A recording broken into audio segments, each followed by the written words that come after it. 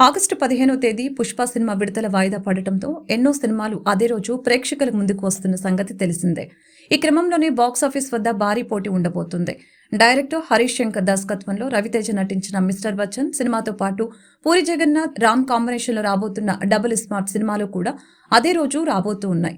ఈ రెండు సినిమాలకు పోటీగా 'విక్రమ్', 'తంగలాన్' సినిమా కూడా విడుదల కానుంది. ఇలా బాక్సాఫీస్ వద్ద పూరి జగన్నాథ్, హరీష్ శంకర్ సినిమాల్లో పోటీ పడుతూ ఉండటంతో పూరి జగన్నాథ్ గురించి హరీష్ శంకర్‌కి ఒక ప్రశ్న ఎదురైంది.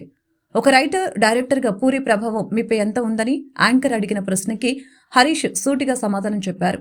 కేవలం నా ఒక్కడికి మాత్రమే కాదు, 'ఈడెట్' సినిమా తర్వాత వచ్చిన రైటర్స్ అందరిపై కూడా పూరి జగన్నాథ్ ప్రభావం ఉందని తెలిపారు. ప్రస్తుత రచయితలందరూ కూడా చిన్న చిన్న సినిమాల నుంచి మొదలుకొని పెద్ద హీరోలకు రాసే డైలాగ్స్ అన్నీ కూడా ఆయన యాటిట్యూడ్ ప్రభావంతోనే రాస్తున్నారని చెప్పారు. అసలు సినిమా హీరోకి ఒక యాటిట్యూడ్ క్రియేట్ చేసిందే పూరి జగన్నాథ్ గారు. ఆయన చూపించిన రూట్‌లోనే అందరూ వెళ్తున్నారు. ఒకటి టైం బావుంటే వాడు బెంజ్‌లో వెళ్తాడు. ఇంకొకడు సైకిల్ మీద వెళ్తాడు. కానీ ఎవడైనా ఆ రూట్‌లోనే వెళ్లాల్సిందే. హీరోయిజాన్ని పూరి జగన్నాథ్ గారు డిఫైన్ చేసినట్లుగా మరీ డైరెక్టర్ చేయలేరని ఈ సందర్భంగా పూరి జగన్నాథ్ గురించి హరీష్ శంకర్ చేసిన ఈ కామెంట్స్ వైరల్ అవుతున్నాయి.